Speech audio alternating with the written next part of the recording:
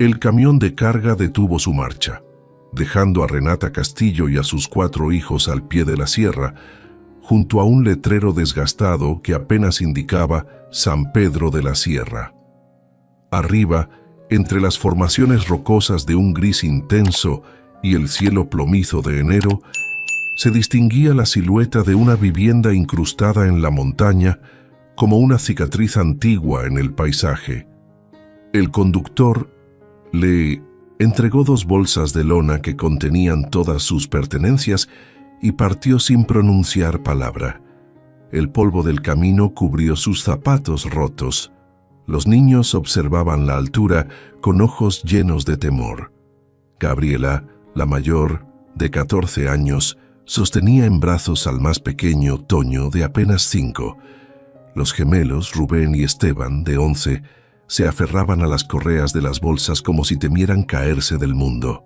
El viento helado soplaba desde las cumbres de la región, trayendo consigo el aroma a pino y a piedra mojada. «Mamá, ¿de verdad viviremos allí?», preguntó Gabriela con voz temblorosa. Renata no respondió de inmediato. Apretó los labios y se ajustó el rebozo oscuro que cubría sus hombros. 40 años había trabajado para la familia Delgado, dedicándose a la limpieza, la cocina y el cuidado de sus hijos y nietos, sin un solo día de descanso, sin haber logrado ahorrar un solo peso. Cuando su esposo, Joaquín, falleció 4 años atrás en ese mismo rancho, víctima de un infarto mientras cargaba sacos de maíz bajo el sol de agosto, ella continuó trabajando, pues, ¿qué otra opción tenía? 4 bocas que alimentar y ningún lugar a donde ir. Hace 3 semanas, finalmente encontró el valor para solicitar a la patrona su liquidación. Doña Laura Delgado la había mirado como si hubiera pedido lo imposible. ¿Liquidación? Ay, Renata, qué ocurrencias. No tenemos efectivo. Ya sabes cómo están las cosas. Pero, señora, 40 años, intentó decir Renata. Te voy a hacer un favor, interrumpió doña Laura con una sonrisa que no alcanzaba sus ojos. Tengo una casita metida en la roca allá arriba, cerca de San Pedro de la Sierra. Nadie la usa. Es tuya si la quieres, o si no, pues ni modo. Renata sintió el peso de la humillación caer sobre ella como una losa, pero no tenía alternativa. Aceptó. Ahora, mientras comenzaba a ascender por el sendero empinado, cargando una de las bolsas y llevando a Toño de la mano, escuchó las risas de 2 ancianas que bajaban con leña al hombro. «Mira, mira, van para la casa del diablo», comentó una. «Ni las cabras quieren vivir ahí», se rió la otra. Renata aceleró el paso. Los niños la seguían jadeando. El camino serpenteaba entre peñascos gigantes y arbustos espinosos. Con cada paso, el viento se hacía más intenso. Tardaron casi 1 hora en llegar. La casa emergía de la roca como si hubiera brotado de ella. Era pequeña, de adobe y piedra, con una puerta de madera carcomida y una única ventana sin cristal, cubierta con tablas viejas. El techo de lámina oxidada parecía a punto de desprenderse. Alrededor, solo silencio. Ni aves, ni insectos, ni voces, solo el viento. Renata empujó la puerta. Crujió con un lamento prolongado, como si se resistiera a abrirse. Adentro el aire olía a humedad, a encierro, a olvido. El suelo era de tierra apisonada y fría. No había muebles, solo una olla, vieja volcada en un rincón y una viga rota que colgaba del techo. Las paredes de piedra transpiraban agua. Los niños entraron despacio, apiñándose unos contra otros. «Mamá, aquí huele mal», murmuró Rubén. «No hay camas», susurró Esteban. Gabriela abrazó a Toño, quien comenzó a llorar en silencio. Renata dejó caer las bolsas y permaneció inmóvil en el centro de aquel lugar. Por un instante, algo dentro de ella quiso romperse, quiso gritar, quiso llorar hasta el agotamiento, pero entonces sintió la pequeña mano de Toño apretándole el vestido. No llores, mamá, dijo el niño. Ella tragó saliva, se secó los ojos con el dorso de la mano y forzó una sonrisa que le dolía en el alma. No estoy llorando, mi hijito, solo tengo frío. Salió a buscar leña mientras los niños exploraban el lugar. Encontró unos palos secos cerca de la entrada y los llevó adentro. Improvisó una fogata en la olla vieja, usando un trapo empapado en aceite que encontró en una de las bolsas. Las llamas prendieron lentamente, chisporroteando. La noche cayó rápidamente en la sierra. El frío se volvió intenso. Los 5 se acurrucaron alrededor de la olla, envueltos en los rebozos y un par de cobijas raídas. El viento se colaba por las grietas de las paredes y producía un sonido extraño, como un llanto bajo y constante. «Mamá, la casa está llorando», susurró Gabriela. «Es solo el viento, mi niña». Pero Renata también lo sentía. Aquella casa no estaba vacía. No realmente. Había algo en las paredes, en el aire denso, en el olor a tristeza antigua, algo que le susurraba que no eran los primeros en sufrir allí. Toño se quedó dormido en su regazo. Los gemelos cerraron los ojos poco después. Gabriela luchó contra el sueño, pero finalmente se rindió. Renata, en cambio, no pudo conciliar el sueño. Observaba las sombras que proyectaba el fuego en las paredes de piedra, y fue entonces cuando lo vio. En la pared más alejada, donde la luz apenas llegaba, había algo tallado, letras, palabras.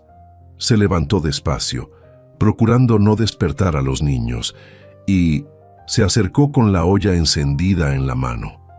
Las letras eran toscas, grabadas con algo afilado, quizás un cuchillo o un clavo. Decían: «También me dejaron aquí». El corazón de Renata latió con más fuerza. Bajó la olla y continuó leyendo. La vida no termina donde empieza el dolor, y más abajo, casi borrado por el tiempo: «Si alguien llega después de mí, busca bajo la piedra del rincón». Renata volteó hacia el rincón señalado. Allí, medio enterrada en el suelo de tierra, había una piedra plana más grande que las demás. Se arrodilló. Con las manos temblorosas, comenzó a escarbar alrededor de la piedra. La tierra estaba dura, pero después de varios minutos logró moverla. Debajo había un hueco pequeño y en el hueco, envuelta en un trapo viejo, una cajita de metal. Renata la sacó con cuidado. Pesaba poco. La abrió. Adentro había una carta doblada, amarillenta, escrita con tinta desvanecida, y junto a ella un mapa dibujado a mano. Renata desdobló la carta con dedos temblorosos y comenzó a leer a la luz del fuego. «Mi nombre era Amelia Solís. Trabajé para los Delgado durante 25 años. Me prometieron casa, salario, respeto. Me dieron esto. Me dejaron aquí hasta que enfermé y ya no pude bajar. Nadie vino, nadie preguntó. Si encuentras esto es porque ellos te hicieron lo mismo. No dejes que te olviden como me olvidaron a mí. En la montaña hay algo que ellos no quieren que nadie sepa. Búscalo, úsalo, no te rindas». Renata sintió un escalofrío que no tenía nada que ver con el frío. Miró el mapa. Mostraba la casa, el sendero y más arriba, marcado con una cruz, un punto en la montaña. Al lado de la cruz una sola palabra: «¿Verdad?». Afuera el viento aulló con más fuerza y en la oscuridad de la sierra algo crujió entre las rocas. Renata no durmió esa noche. Se quedó sentada junto al fuego moribundo con la carta de Amelia en las manos y el mapa extendido sobre sus rodillas. Las palabras de aquella mujer fallecida resonaban en su cabeza como campanas. «Me dejaron aquí hasta que enfermé». ¿Cuánto tiempo había pasado Amelia sola en esta casa de piedra, esperando ayuda que nunca llegó? ¿Cuántos días? ¿Cuántos meses? Renata miró a sus hijos dormidos. Gabriela respiraba con dificultad, como siempre que el frío la afectaba. Los gemelos se abrazaban para darse calor. Toño temblaba incluso en sueños. No podía permitir que esta casa se convirtiera en su tumba. Guardó la carta y el mapa dentro de su blusa, junto al pecho, y se recostó junto a los niños. Cerró los ojos solo cuando el amanecer comenzó a iluminar las grietas de la puerta. La despertó el llanto de 1200. Toño tenía hambre. Todos tenían hambre. Renata se incorporó con el cuerpo adolorido. Revisó las bolsas. Quedaban 3 tortillas duras, un pedazo de queso seco y medio litro de agua en una botella abollada. Partió las tortillas en pedazos pequeños y repartió el queso. Los niños comieron en silencio, sin quejarse, pero Renata veía en sus ojos el miedo que trataban de ocultar. «Mamá, ¿cuándo vamos a tener comida de verdad?», preguntó Rubén, con voz apenas audible. «Pronto, mi niño, voy a bajar al pueblo a buscar trabajo. Ustedes se quedan aquí y cuidan la casa». «Yo voy contigo», dijo Gabriela, levantándose. «No, tú cuidas a tus hermanos. No tardo». Gabriela apretó los labios, pero asintió. Renata se puso el rebozo, escondió bien la carta y el mapa y salió. El sendero de bajada era más peligroso de lo que recordaba. Las piedras sueltas rodaban bajo sus pies. 2 veces estuvo a punto de caer. Cuando llegó a la aldea del Murmullo, ya eran casi las 10 de la mañana. Era un conjunto de casas de adobe alrededor de una pequeña plaza, con una iglesia modesta y una tienda de abarrotes. Había un taller mecánico, una cantina cerrada y una caseta de teléfonos públicos. En la plaza, 3 mujeres conversaban junto a la fuente seca. Renata se acercó con cautela. «Buenos días», saludó. Las mujeres la miraron de arriba abajo. Una de ellas, corpulenta y de ojos pequeños, sonrió con malicia. «Ah, tú eres la que se metió a la casa de la Roca». «Sí, señora. Busco trabajo, lo que sea. Lavar, cocinar, limpiar». «Aquí no hay trabajo», interrumpió otra, delgada y con el cabello recogido en una trenza. «Y menos para gente de fuera. Yo no soy de fuera, soy de la región. Trabajé muchos años en el rancho de los Delgado». Las 3 mujeres intercambiaron miradas. La corpulenta se rió por lo bajo. «Ah, claro, los Delgado. Esos sí que saben cómo tratar a la gente». «¿Qué quiere decir?» «Nada, nada. Solo que, bueno, no eres la primera que mandan a esa casa. Hace años hubo otra, una tal Amelia. También trabajó para ellos, también terminó ahí arriba y también...». La mujer no terminó la frase, solo movió la cabeza con lástima. Renata sintió un nudo en el estómago. ¿Qué le pasó a Amelia? Se enfermó, tosía sangre, bajó un par de veces a pedir ayuda, pero nadie quiso meterse con los Delgado. Un día dejó de bajar. Dicen que murió sola en esa casa. Nunca encontraron el cuerpo. El silencio que siguió fue pesado como plomo. ¿Y los Delgado vinieron a buscarla? «Los Delgado nunca vienen a Aldea del Murmullo», dijo la mujer delgada con desprecio. «Para ellos esto no existe, y la gente que trabaja para ellos tampoco». Renata tragó saliva, apretó los puños dentro del rebozo. «¿Hay algún lugar donde pueda conseguir comida? Tengo 4 niños». La corpulenta suspiró. «Ve a la tienda de don Luis, dile que te fíe algo, pero no esperes milagros. Aquí todos estamos jodidos». Renata dio las gracias y caminó hacia la tienda. Era un cuarto oscuro con estantes medio vacíos. Don Luis era un anciano encorvado que la miró con desconfianza. «No fío a desconocidos», dijo antes de que Renata pudiera hablar. «Por favor, señor, tengo niños. Le pagaré en cuanto consiga trabajo». «Trabajo, aquí no hay trabajo, vete a otro lado». «No puedo irme. No tengo dinero para el camión». El anciano la estudió un momento, luego suspiró y puso sobre el mostrador 1 kilo de frijol. 3 latas de sardinas y un paquete de galletas. Esto es todo y me lo pagas cuando puedas. Si no puedes, ni modo, pero no vuelvas a pedirme más. Renata sintió que los ojos se le llenaban de lágrimas. Gracias, señor. Dios se lo pague. Subió de regreso con las provisiones apretadas contra el pecho. El sol estaba alto y el calor la hacía sudar, pero no se detuvo. Cuando llegó a la casa, los niños la recibieron con abrazos. «¡Mamá!», gritó Toño. Renata preparó frijoles en la olla sobre el fuego. No tenían sal, pero al menos era comida caliente. Los niños comieron con desesperación. Gabriela lloró mientras masticaba. «Gracias, mamá», susurró. Esa tarde, cuando los niños salieron a explorar los alrededores de la casa, Renata sacó el mapa y lo estudió con cuidado. La cruz estaba marcada en un punto al norte, subiendo por la montaña, quizás a 1 hora de caminata. ¿Qué habría allí? ¿Y por qué Amelia lo había marcado como verdad?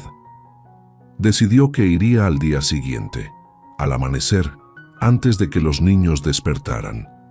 Pero esa noche, mientras todos dormían, Rubén se despertó sobresaltado. «Mamá, mamá, ¿qué pasa, mi niño?». Escuché algo como si alguien estuviera raspando la pared. Renata se incorporó, aguzó el oído y entonces lo escuchó. Un rasguño lento, constante, que venía de la pared del fondo, la misma donde estaban las inscripciones. Se levantó con el corazón golpeándole el pecho, tomó un palo de la fogata y se acercó a la pared. El sonido se detuvo. Puso la mano sobre la piedra. Estaba fría, pero entonces sintió algo extraño, una corriente de aire muy ligera. Empujó la piedra con fuerza. No se movió. Probó con otra tampoco, pero en la tercera sintió que cedía un poco. Llamó a Gabriela. «¡Ayúdame!». Entre las dos se empujaron. La piedra se movió hacia adentro con un crujido sordo y detrás de ella se abrió un hueco negro que olía a tierra húmeda y a algo más, algo antiguo. Renata metió el palo encendido en el hueco. La luz iluminó un espacio estrecho. No era un cuarto, era un túnel. Y en la pared del túnel, grabadas con la misma letra tosca de las inscripciones, había más palabras. «No confíen en nadie. Ellos mienten, ellos matan. Busquen la verdad antes de que los encuentren a ustedes». Renata retiró el palo. Cerró el hueco empujando la piedra de vuelta, miró a Gabriela. La niña estaba pálida. «Mamá, ¿qué es esto?». Renata no respondió, pero en ese momento supo que Amelia no había muerto, de enfermedad, y supo que los Delgado no les habían dado esta casa por caridad, les habían dado una trampa. Renata no volvió a dormir esa noche. Se quedó sentada frente a la pared cerrada con el palo de la fogata en las manos, vigilando. Gabriela se durmió a su lado, agotada por el miedo. Los gemelos y Toño roncaban suavemente, ajenos a todo. Pero Renata no podía apartar de su mente las palabras grabadas en el túnel. «Ellos mienten, ellos matan». Cuando el primer rayo de luz atravesó la ventana sin vidrio, Renata se levantó con cuidado, se puso el rebozo, guardó el mapa dentro de la blusa y salió sin hacer ruido. El aire de la sierra estaba helado y limpio. El sol apenas asomaba detrás de las montañas, tiñendo el cielo de naranja y violeta. Siguió el mapa hacia el norte. El sendero se volvía más empinado, más salvaje. Los arbustos espinosos le arañaban las piernas.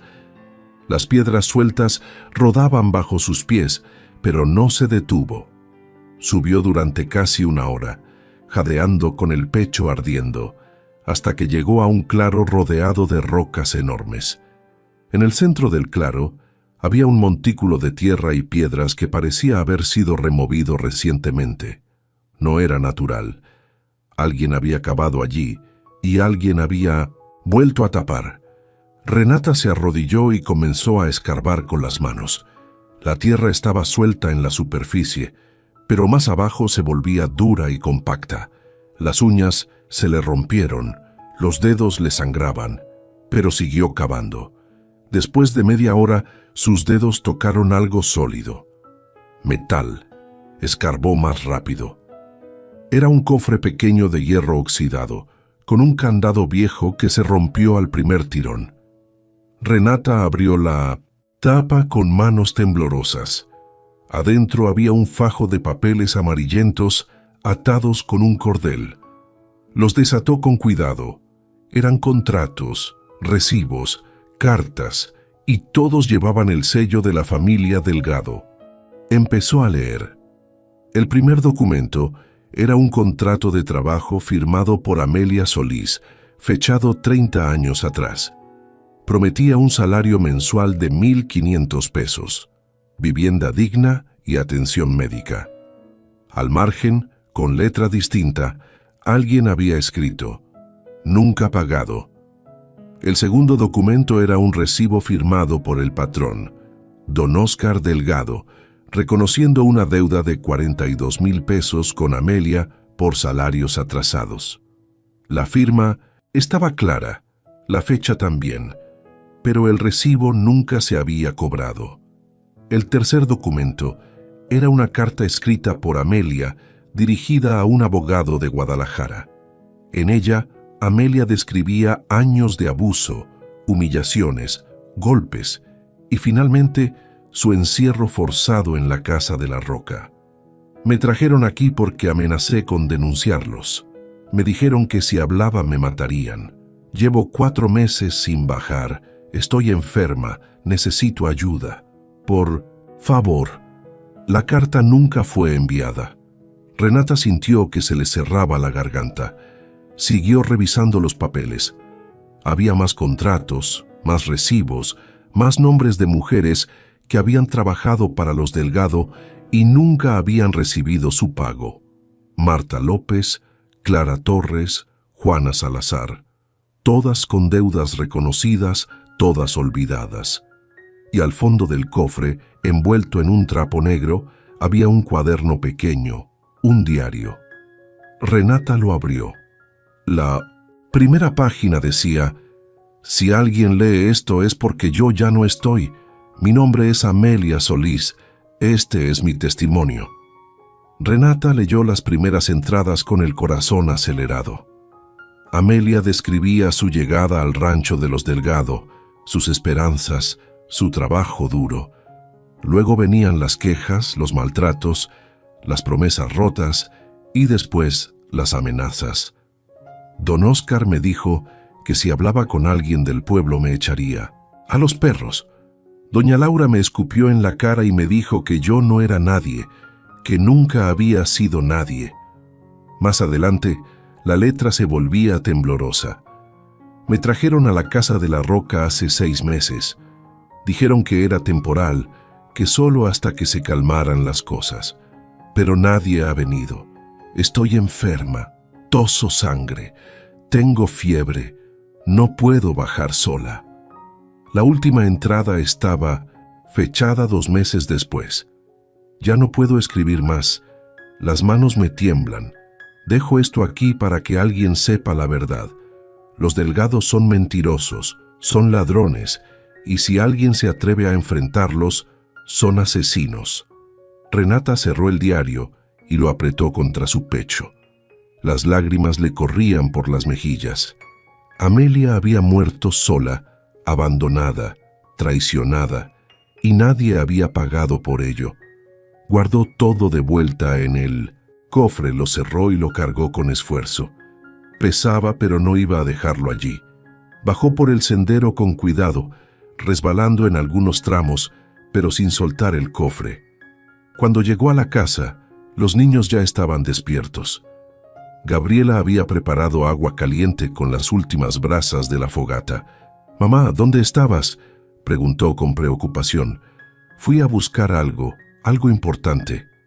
Renata dejó el cofre en el suelo y se sentó. Los niños se acercaron con curiosidad. ¿Qué es eso?, preguntó Rubén. Es la verdad, respondió Renata con voz firme. La verdad que alguien quiso esconder. Esa tarde, mientras los niños jugaban afuera, Renata revisó cada papel del cofre una y otra vez. Memorizó los nombres, las fechas, las firmas. Todo estaba allí. Pruebas de que los Delgado habían explotado a decenas de mujeres durante años. Pruebas de que le debían dinero a ella también. 40 años de trabajo y ni un solo peso pagado. Pero entonces escuchó voces afuera.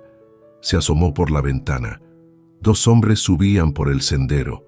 Uno era joven, de sombrero y botas vaqueras. El otro era mayor, con bigote gris y camisa a cuadros. Los reconoció. Eran empleados del rancho Delgado. Renata escondió el cofre rápidamente detrás de la pared suelta en el hueco del túnel. Empujó la piedra de vuelta, luego salió a recibirlos. «Buenas tardes», dijo con voz tranquila, aunque el corazón le latía con fuerza. El hombre mayor la miró con desprecio. «Doña Laura nos mandó a ver cómo estabas. Dice que si ya te vas a ir o si todavía piensas quedarte». «Me voy a quedar, esta casa es mía». El joven sonrió con burla. «¿Tuya? No tienes papeles, mujer. Esto es propiedad de los Delgado. Te dejaron estar aquí de buena voluntad, pero si doña Laura dice que te largues, te largas. Trabajé 40 años para esa familia. Me deben mi liquidación. Esta casa es parte del pago». «No hay ningún pago», gruñó el hombre mayor. «Y si sigues jodiendo, te vamos a sacar de aquí a la fuerza». Los niños habían salido de entre las rocas y se acercaban despacio, asustados. Gabriela se puso frente a Toño protegiéndolo. Renata dio un paso adelante. «Si me tocan voy a gritar y todo el pueblo va a saber lo que hacen». El hombre mayor se rió. «¿El pueblo? A nadie le importas, vieja. Aquí nadie se mete con los Delgado». «Pues van a tener que meterse», dijo Renata con voz firme. «Porque yo no me voy». Los 2 hombres se miraron. El joven escupió al suelo. «Ya nos veremos», dijo con voz amenazante. Se dieron la vuelta y bajaron por el sendero. Renata los vio alejarse hasta que desaparecieron entre las rocas. Gabriela corrió a abrazarla. «Mamá, tengo miedo». «Yo también, mi niña, pero no vamos a dejar que nos quiten lo poco que tenemos». Esa noche, Renata no encendió fogata. No quería que nadie supiera que estaban allí.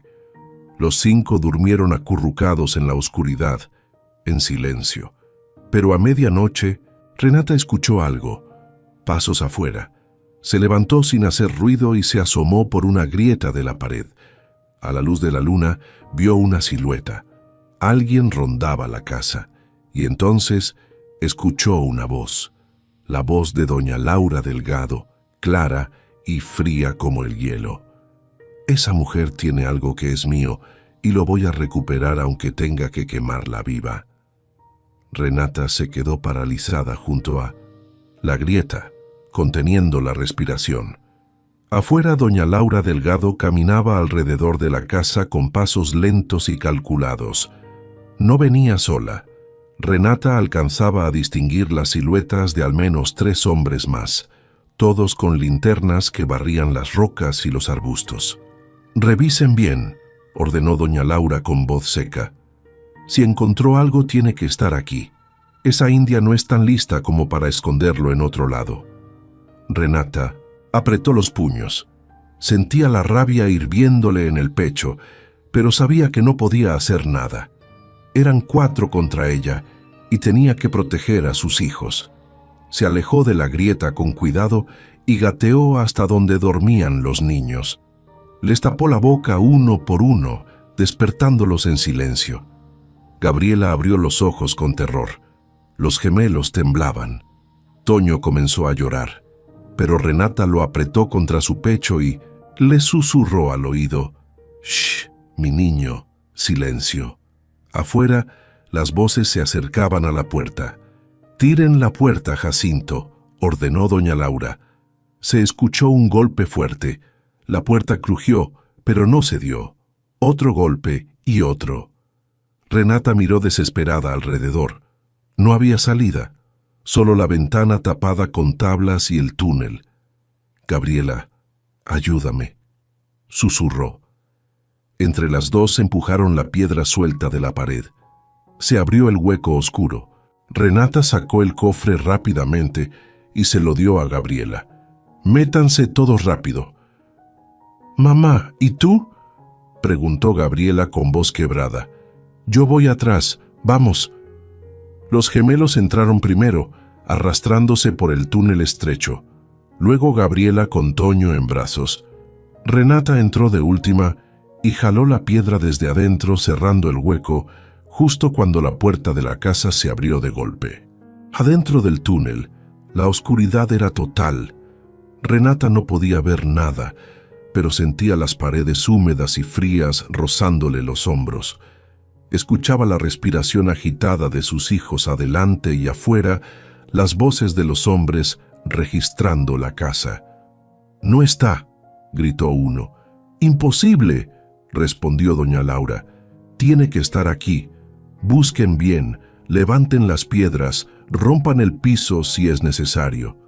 Se escucharon golpes, patadas, cosas siendo arrastradas. Renata apretó los dientes, siguió avanzando por el túnel, empujando a los niños hacia adelante.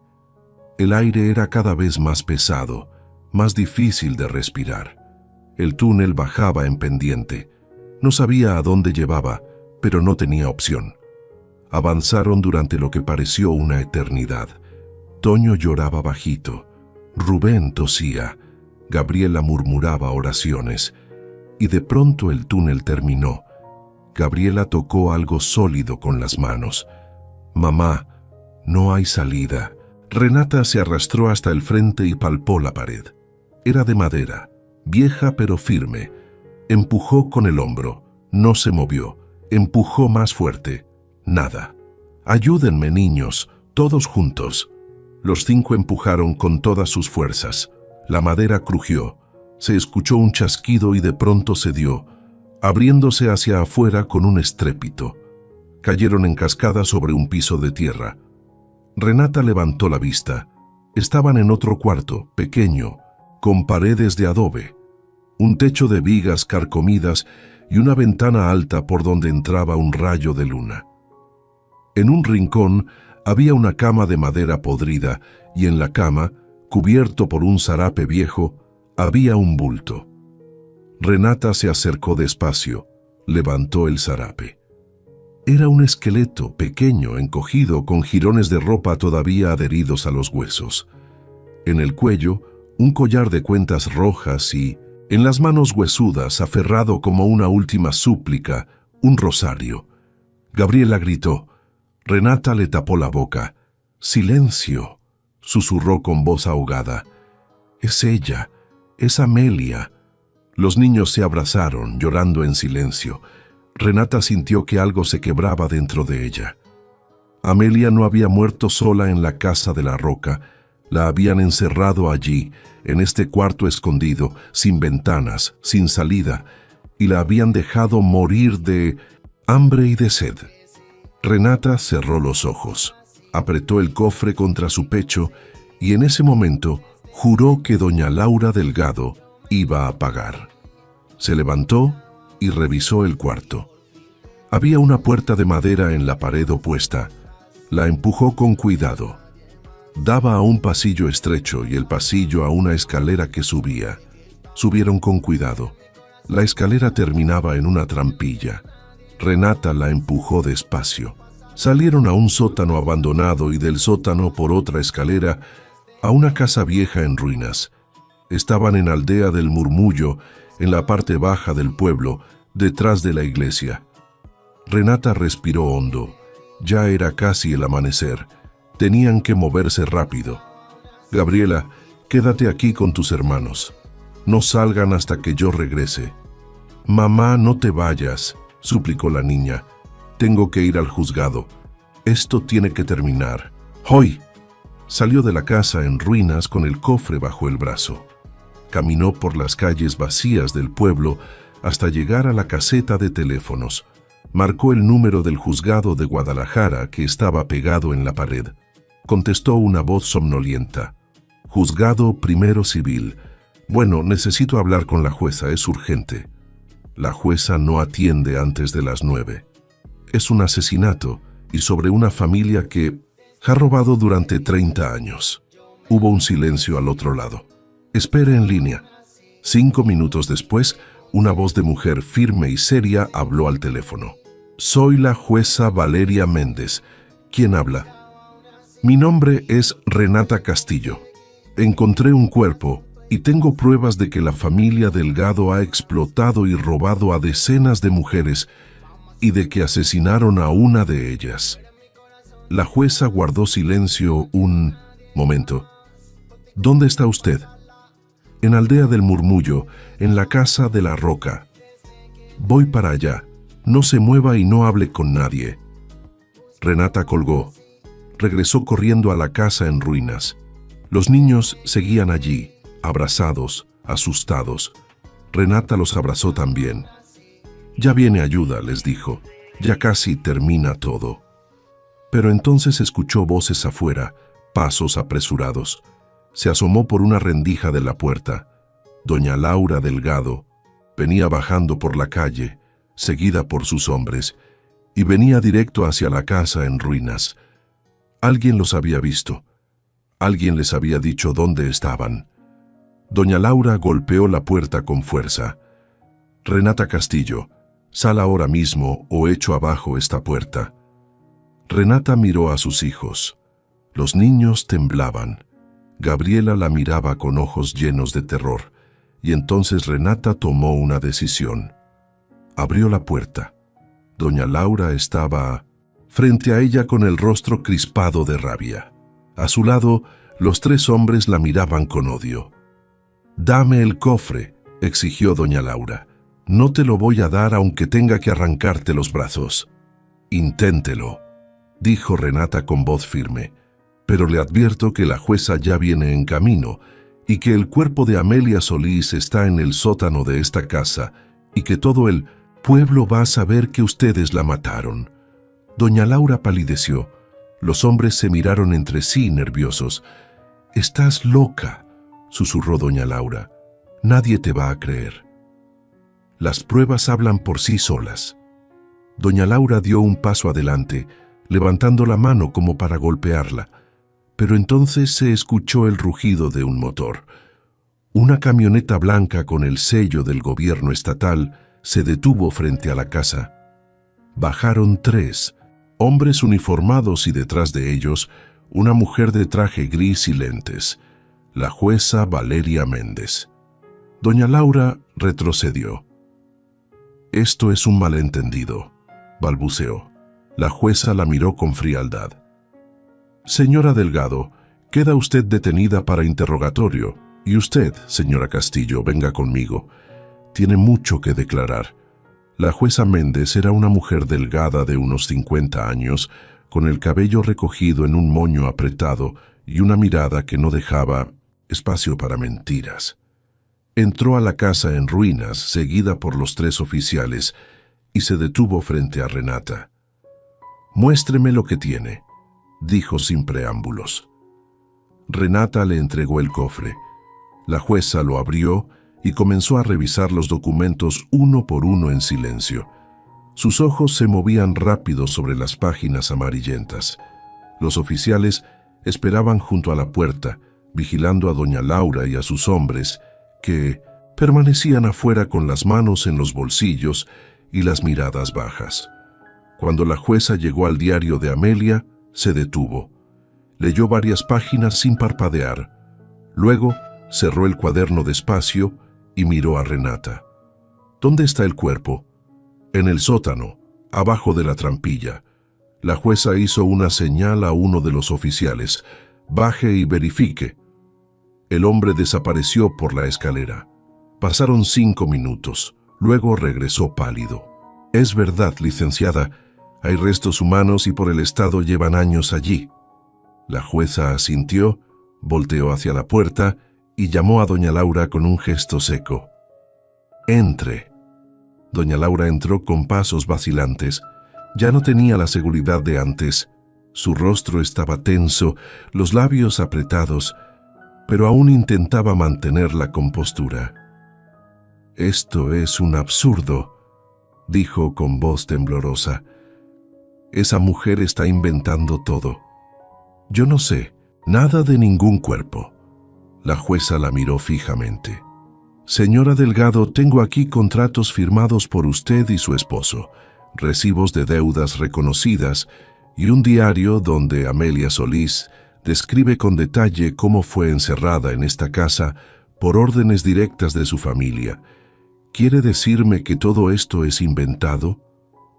Esa mujer estaba loca, era una mentirosa, se fue sola, nosotros no tuvimos nada que ver».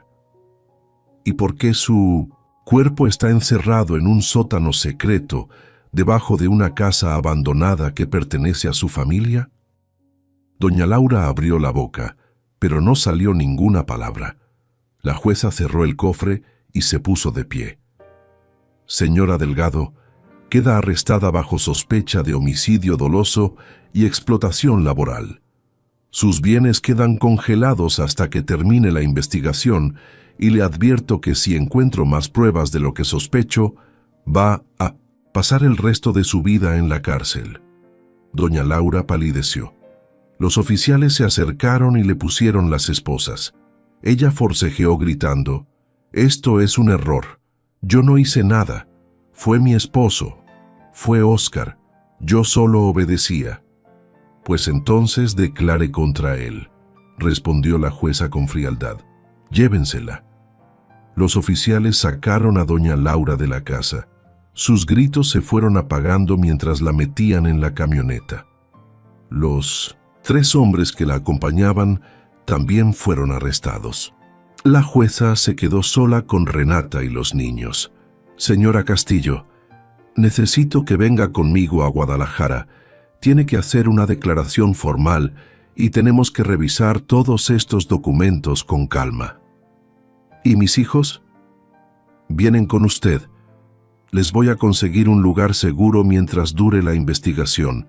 No se preocupe, ahora están bajo protección del Estado». Renata sintió que las piernas le temblaban, abrazó a sus hijos y por primera vez en días lloró sin contenerse. Gabriela lloraba con ella. Los gemelos se aferraban a su vestido. Toño le acariciaba la cara con sus manitas sucias. «Ya pasó, mamá», susurró el niño. «Ya pasó». Subieron a la camioneta.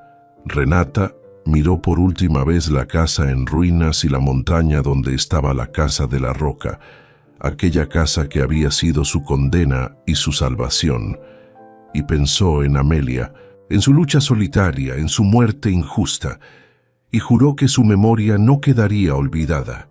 El viaje a Guadalajara duró 3 horas. La jueza los llevó a un hotel modesto pero limpio. Les dieron 2 habitaciones, comida caliente y ropa nueva. Los niños se bañaron por primera vez en semanas. Renata también se miró al espejo y casi no se reconoció. Tenía el rostro demacrado, los ojos hundidos, el cabello enredado, pero en su mirada había algo nuevo, algo que no estaba antes: dignidad. Al día siguiente, Renata dio su declaración en el juzgado.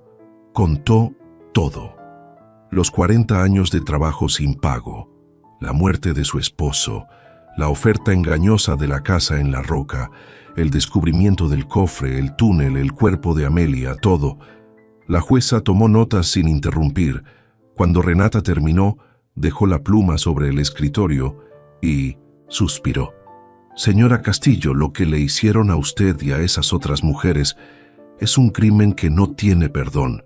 Voy a hacer todo lo que esté en mi poder para que se haga justicia, pero necesito que usted sea fuerte, porque los Delgado tienen dinero y tienen contactos. Van a pelear, van a intentar comprar testigos, van a buscar la manera de salir libres». «No me importa», respondió Renata con voz firme. «Yo voy a pelear hasta el final. por mí, por Amelia y por todas las mujeres que sufrieron lo mismo. La jueza sonrió por primera vez. Eso es lo que quería escuchar. Durante las siguientes semanas, el caso se volvió público. Los periódicos de Guadalajara publicaron la historia. Aparecieron titulares escandalosos: familia Delgado acusada de explotación y asesinato. Viuda denuncia 40 años de esclavitud. Encuentran cuerpo de mujer en casa, secreta. Y con los titulares llegaron las testigos. Primero fue Marta López, una mujer de 60 años que había trabajado para los Delgado hacía 20 años. Luego Clara Torres, que todavía trabajaba en el rancho y fue despedida en cuanto se atrevió a hablar. Después Juana Salazar, que vivía en Durango, y tomó un camión de 2 días para llegar a declarar. Todas contaban la misma historia: promesas rotas, salarios robados, maltratos, humillaciones, amenazas. El escándalo creció. La prensa de Ciudad de México se interesó. Un reportero de Televisa fue a Aldea del Murmullo y entrevistó a los vecinos. La gente del pueblo, que antes callaba por miedo, ahora hablaba. Contaban cómo los Delgado controlaban todo, cómo castigaban a quien se les enfrentaba, cómo habían destruido familias enteras. Don Óscar Delgado fue arrestado en su rancho 2 semanas después. Intentó huir hacia la frontera, pero fue detenido en un retén. Cuando lo llevaron esposado frente a las cámaras, gritaba que todo era una conspiración. El juicio comenzó un mes después. Renata declaró frente a un jurado de 12 personas. Habló con voz clara, sin temblar.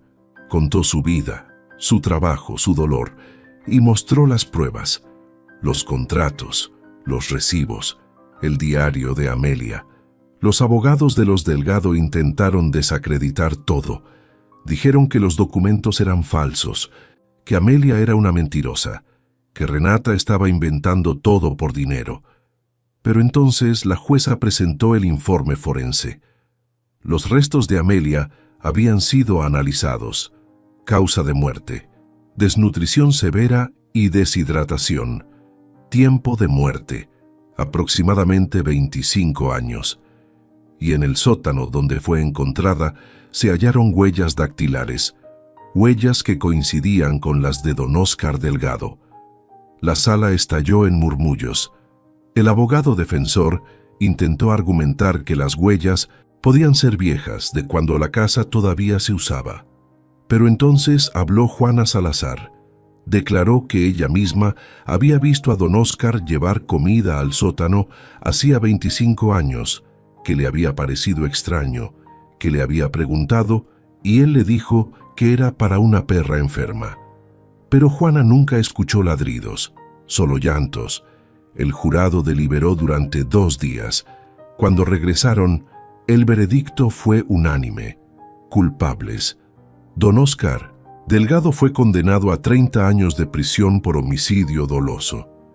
Doña Laura a 15 años como cómplice, y ambos fueron obligados a pagar una indemnización de 2 millones de pesos a Renata Castillo y a las demás mujeres afectadas. Renata estaba en la sala cuando leyeron la sentencia. No lloró, no gritó, solo cerró los ojos y apretó las manos de sus hijos. Afuera del juzgado, los reporteros la rodearon. «Señora Castillo, ¿cómo se siente?» Renata los miró a todos. «Me siento cansada, pero también libre». «¿Qué vas a hacer ahora?» Renata sonrió por primera vez en meses.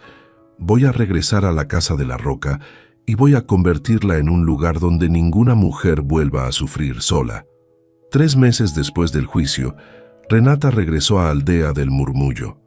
Esta vez no llegó a pie cargando bolsas de tela y con los niños hambrientos.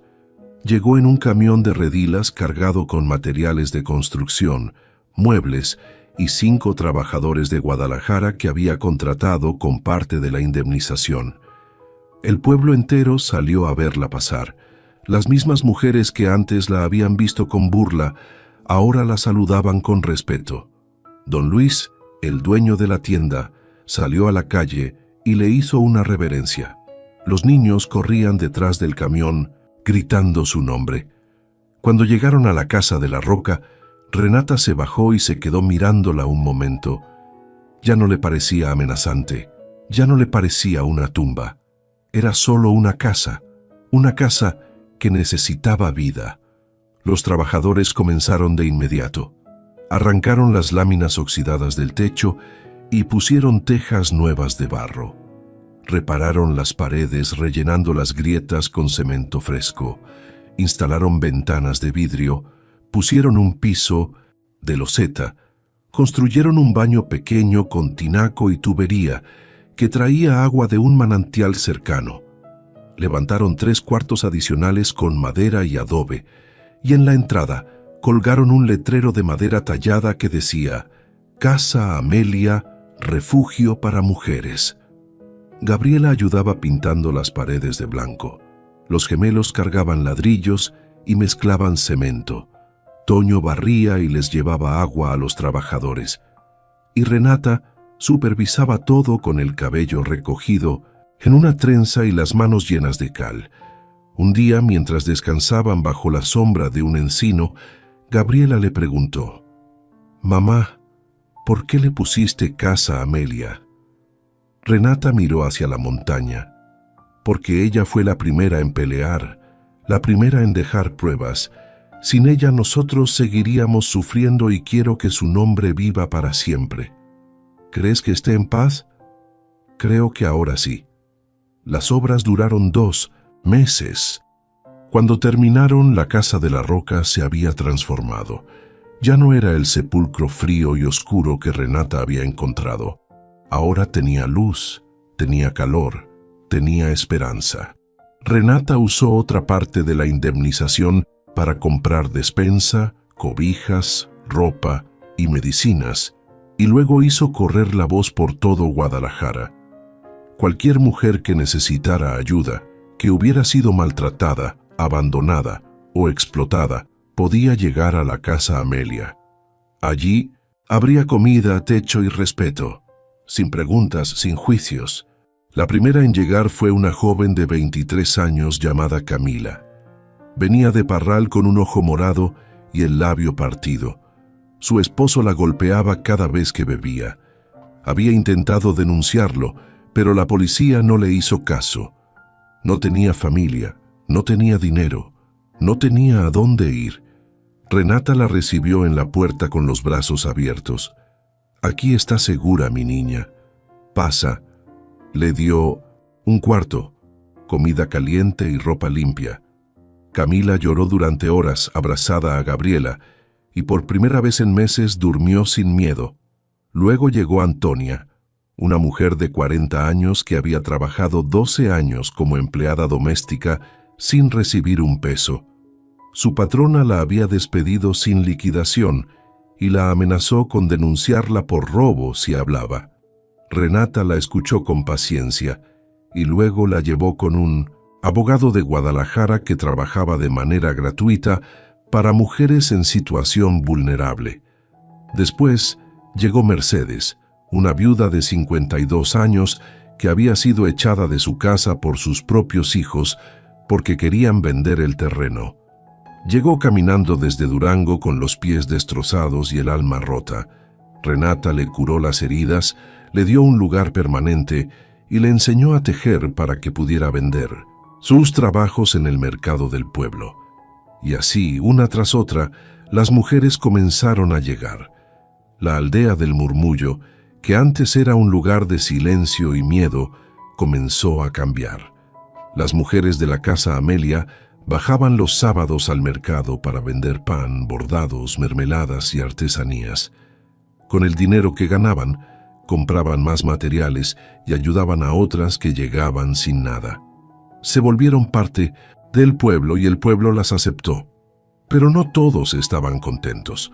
Un día de octubre, cuando Renata bajaba al pueblo por provisiones, se encontró con un hombre alto de bigote negro y sombrero tejano.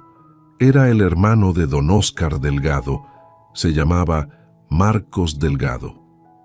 «Renata Castillo», dijo con voz fría, «tenemos que hablar». Renata lo miró sin miedo.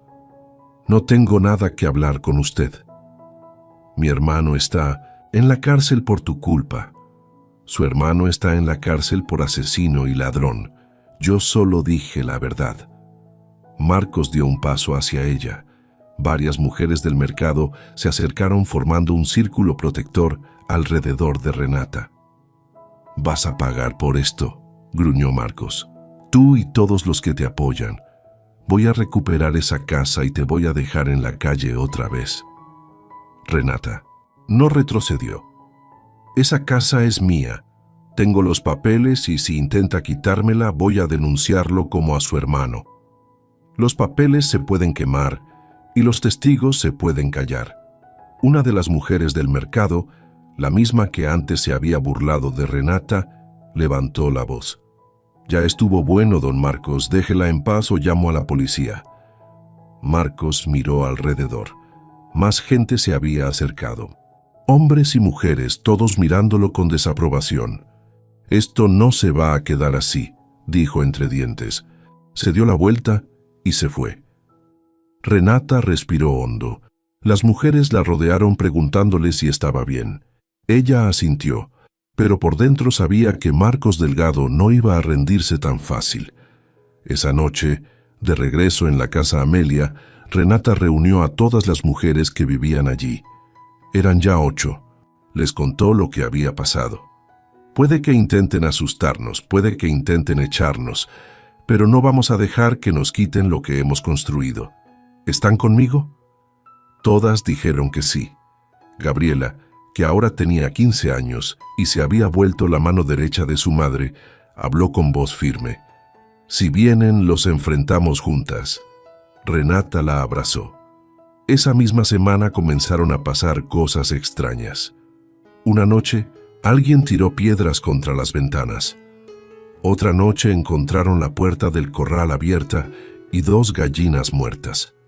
Y una madrugada, Renata despertó por el olor a humo. Salió corriendo.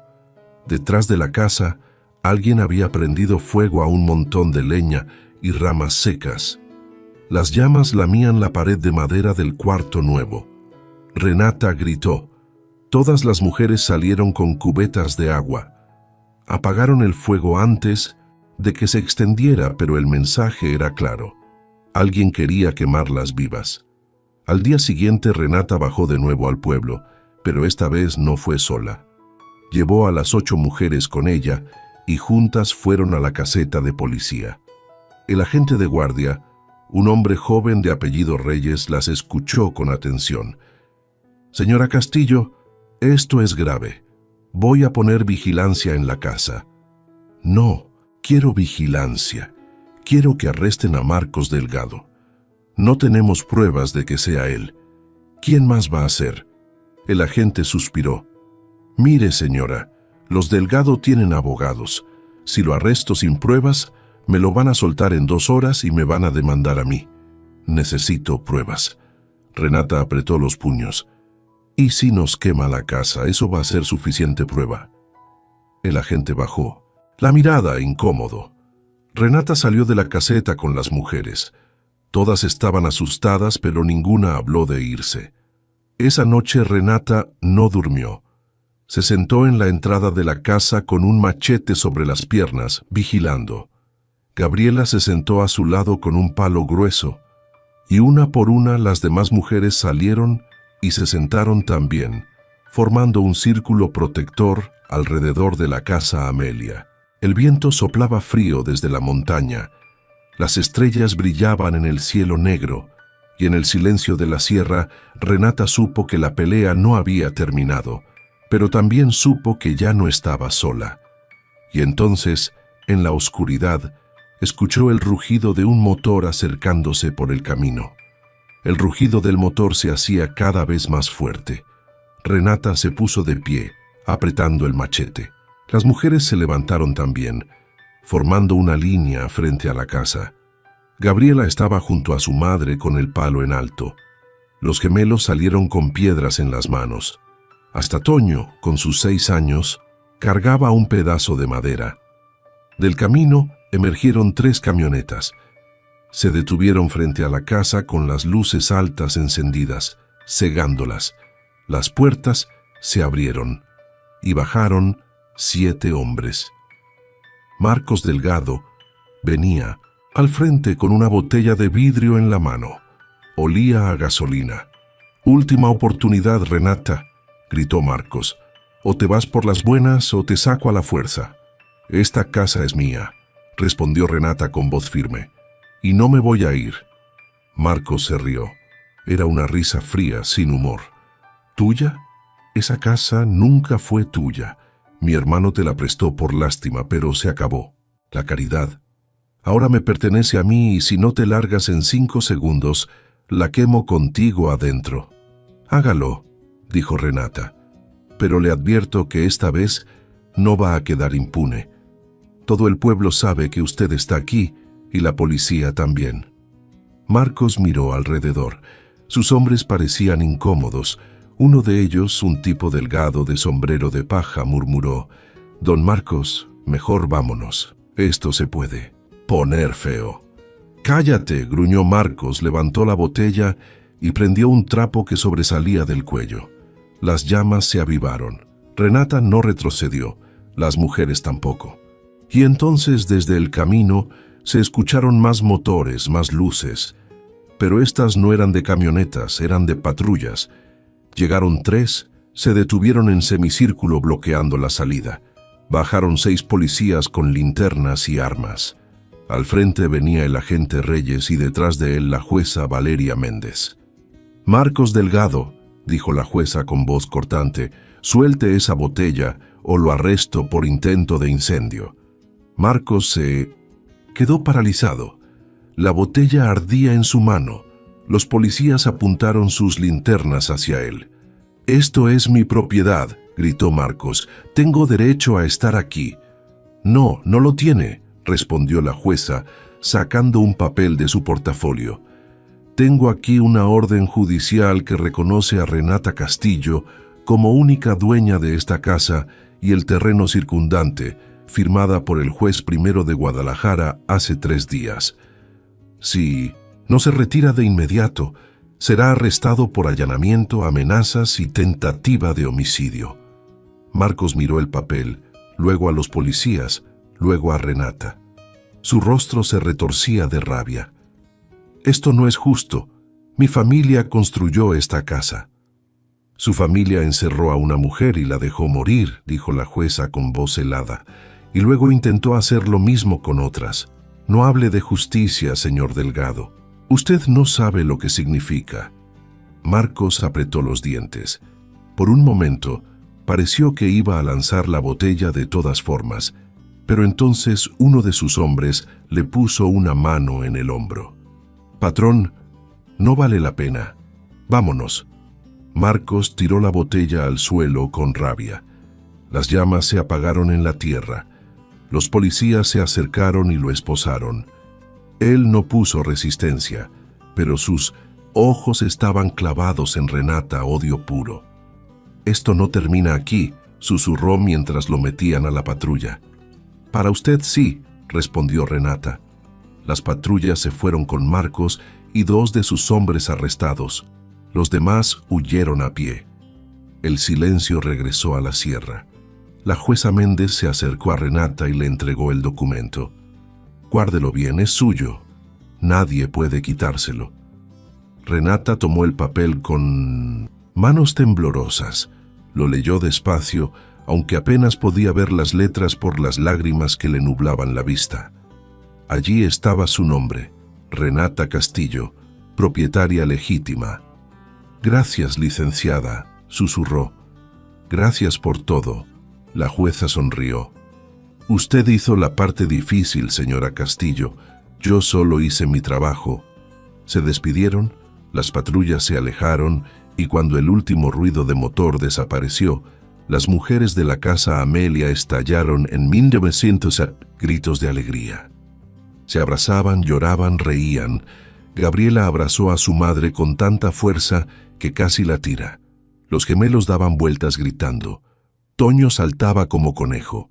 Renata las abrazó a todas una por una y luego las reunió en el centro de la casa, bajo el techo nuevo, junto a la fogata que ardía en la chimenea de piedra que habían construido. Esto, dijo con voz quebrada por la emoción, no es solo mío, es de todas, de Amelia que peleó primero, de ustedes que tuvieron el valor de quedarse y de todas las mujeres que van a venir después. Aquí nadie vuelve a sufrir sola, aquí nadie vuelve a ser olvidada. Las mujeres aplaudieron, algunas lloraban, otras sonreían.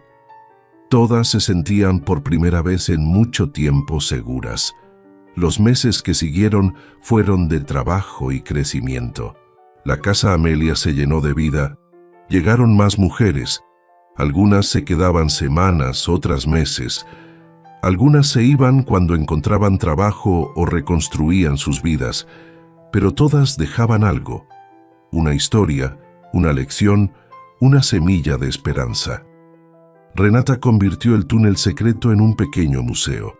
En las paredes colgó las inscripciones que Amelia había dejado, protegidas con vidrio, y en el centro, sobre un pedestal de madera, puso el cofre con los documentos originales.